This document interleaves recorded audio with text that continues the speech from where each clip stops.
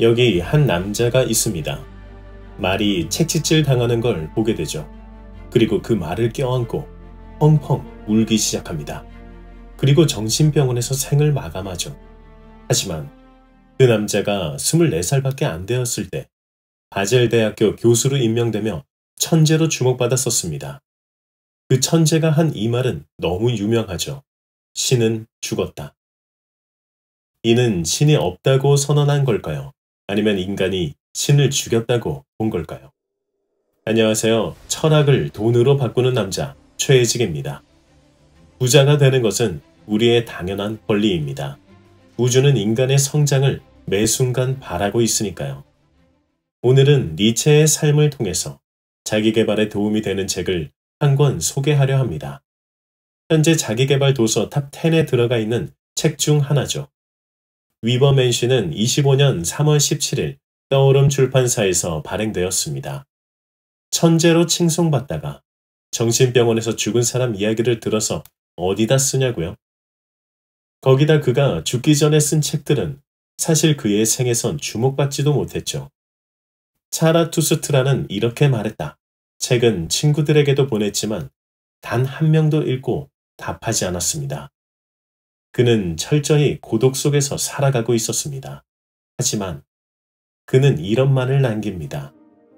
진정으로 나를 파괴하지 못한 고통은 결국은 더 큰 힘으로 돌아온다. 그가 남긴 철학은 우리가 인생을 살면서 반드시 맞닥뜨리는 고통에 대해 잘 적어 놓았습니다. 우리는 살면서 힘들 때가 많죠. 왜 나만 이렇지? 왜 나만? 오늘 이런 생각이 영상을 보시면서 이렇게 바뀌게 되실 겁니다. 왜 나는 잘 살지? 왜냐하면 말이죠. 우주는 인간의 성장을 바라고 있고 실제로 그에 맞게 움직이고 있으며 고통은 결국 힘으로 변환되기 때문입니다. 무슨 말도 안 되는 소리 하냐고요? 니체는 이렇게 말했습니다. 이 시련이 내 안에 숨겨진 힘을 끌어내는 계기가 될 수도 있지 않을까? 알리바바의 창립자 마윈도 그랬습니다. 그는 지역 KFC에 알바를 지원했었고 24명 자리에 24명 지원했는데 마윈만 떨어졌죠. 못생긴 외모 때문에요. 그런데 그가 어떻게 말했는지 아세요? 이 시련이 나에게 무엇을 말하는 걸까? 딱 니체의 철학을 이용했습니다. 그 뒤 그가 어떻게 성장했는지 모두 아실 거예요. 그래서 니체의 철학을 보면 우리가 더 잘 살 수 있는 그 관점을 배울 수 있습니다. 거기다 더 나아가서 당연히 경제적으로도 정신적으로도 나아지는 산말이죠. 우리는 우리 입으로 이렇게 말을 해야 합니다. 이 시련이 나에게 무엇을 말하려는 걸까? 바로 이런 사람들이 성공하는 겁니다. 부자들의 행동 습관의 저자이자 일본 납세액 1위의 부자인 사이토 히토리는 그의 저서에서 이렇게 말했죠. 우주는 인간이 스스로 해결하지 못할 문제를 주지 않는다. 이는 어떤 문제든 해결하지 못할 것은 없으며 각 개인이 풀 수 있을 정도만 문제로 다가오는 것을 말해주기도 합니다. 왜냐하면 인생은 스스로 생각을 어떻게 하느냐에 따라 각자 다르게 살고 있는 거니까요. 실제로 뇌가 그렇게 합니다. 뇌는 어떤 사물을 보고 저장된 기억을 가지고 분석을 해요. 그래서 저장된 기억이 모두 다르기에 모두 다른 세상에서 살고 있는 겁니다.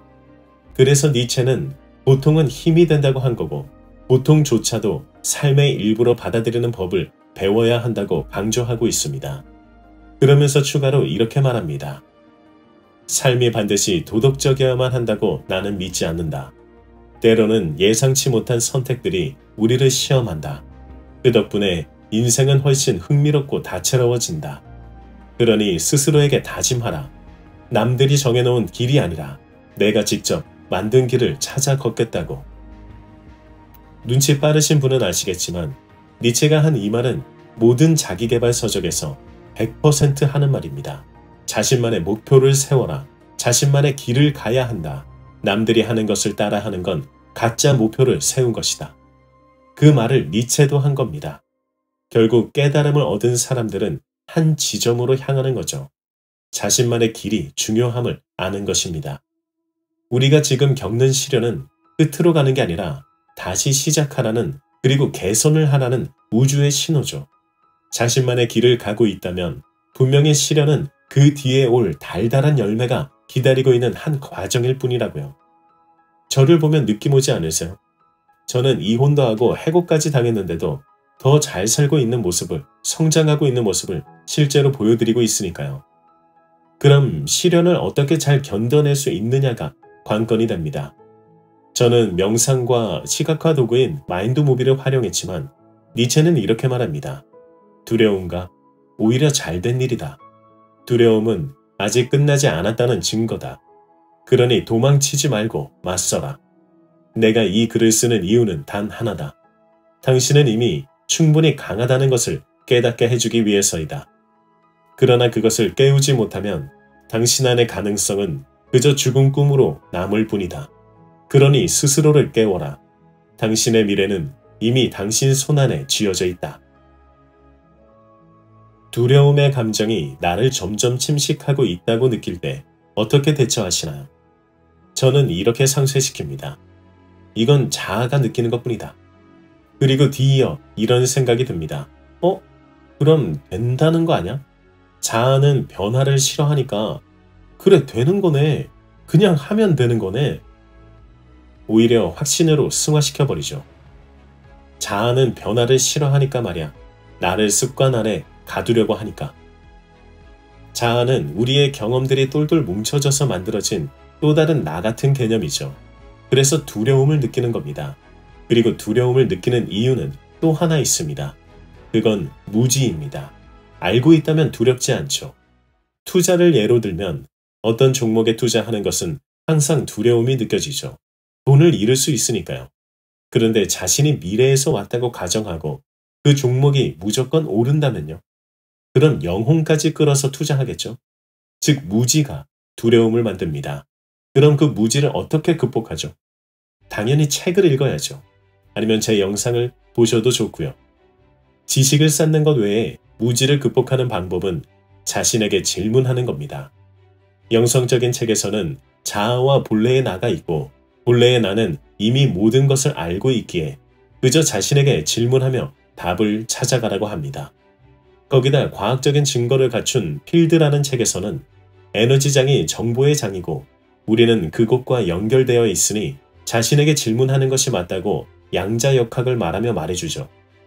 세계적인 양자 물리학자인 미나스 카파토스도 당신이 우주다라는 책에서 그렇게 말을 해주기도 합니다. 니체는 이렇게 말했습니다. 내가 믿었던 것들은 정말 옳았을까?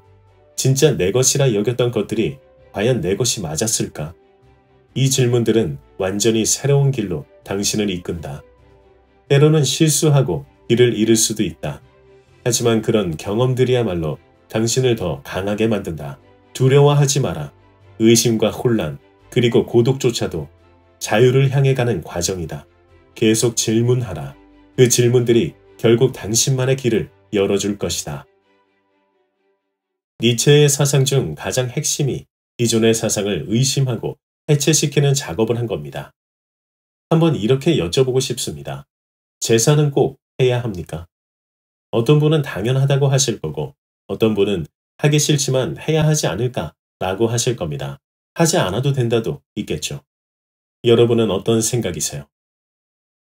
만약 당연하다면 왜 그런 거죠?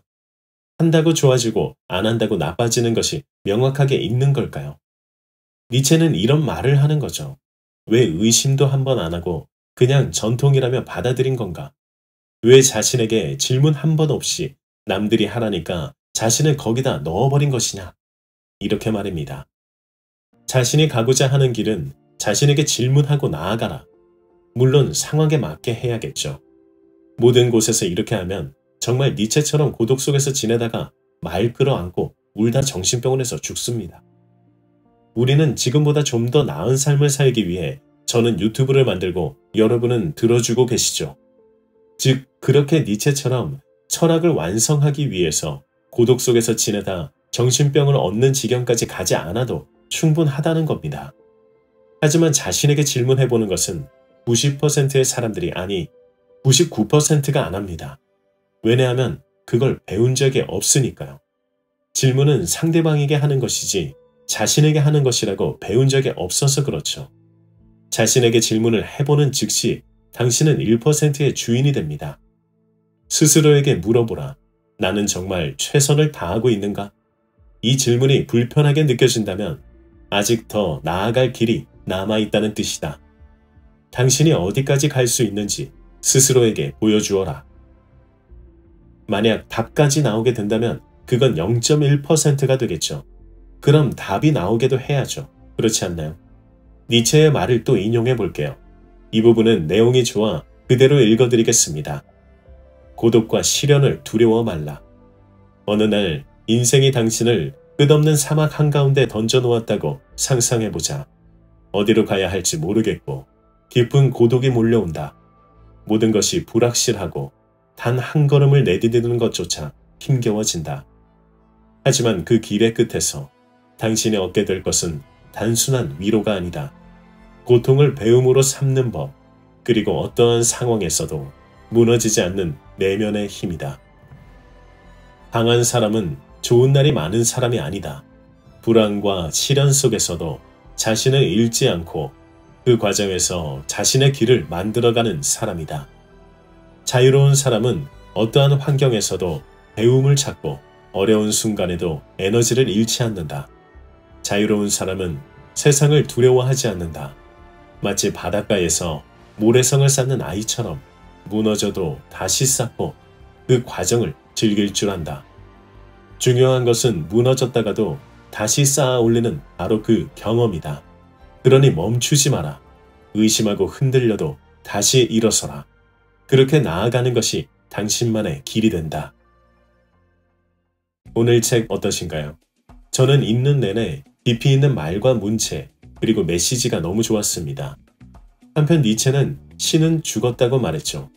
실제로 이 문구를 독일 나치가 사용하면서 우리가 알게 된 것이라면 놀랍지 않으세요? 니체에게는 엘리자베트라는 여동생이 있었습니다. 자세한 이야기는 다음 영상에서 더 다루도록 하겠습니다. 구독과 좋아요는 저에게 정말 많은 힘이 됩니다. 10년 전 자신을 생각해보세요. 지금과 같다고 생각하세요? 그때는 분명히 정신적으로, 경제적으로 지금보다 더 힘드셨을 겁니다. 혹은 그렇지 않다고 해도 어느 부분에선 분명히 성장한 자신을 발견할 수 있죠. 그러니 질문해보세요. 나는 지금 진짜 나의 길을 걷고 있는가? 그 질문이 당신 인생의 방향을 틀림없이 좋은 방향으로 바꿀 겁니다.